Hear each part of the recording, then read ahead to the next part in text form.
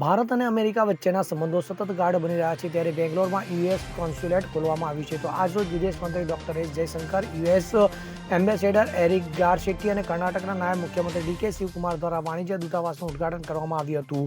ત્યારે વિદેશ મંત્રી જયશંકરે કહ્યું કે બેંગ્લોરમાં અમેરિકન રાજદ્વારીઓનું કાયમી દૂતાવાસ હોવું જરૂરી છે. ત્યારે આજરોજ જ્યારે આપણે એઆઈ, ઇલેક્ટ્રિક વાહનો અને ડ્રોન જેવા ક્ષેત્રો વિશે વિચારીએ છીએ, ત્યારે આપણા સંબંધો પહેલાં કરતાં વધુ ટેકનોલોજી આધારિત હશે. તો વધુમાં જાહેરાત કરી છે કે અમે લોસ એન્જલસમાં અમારું દૂતાવાસ ખોલવા જઈ રહ્યા છીએ. તો કોન્સ્યુલેટ અનેક હેતુઓ પૂરા પાડે છે. આનો એક મોટો ભાગ મુસાફરીની સરળ બનાવવાનો રહેશે. તો શહેરમાં 12મું વિદેશી કોન્સ્યુલેટ છે. એક દેશ તરીકે આપણે વિશ્વ સાથેના આપણા સંબંધોને વધુ ગાઢ બનાવવા માટે નવા દૂતાવાસો ખોલવાનું સમર્થન કરી રહ્યા છીએ હોવાનું તેમણે જણાવ્યું હતું. Bureau report, CN24 news.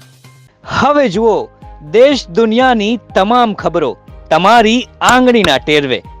ઉઠાવો મોબાઈલ અને Google Play Store પરથી ડાઉનલોડ કરો અમારી CN24 ન્યૂઝ મોબાઈલ એપ.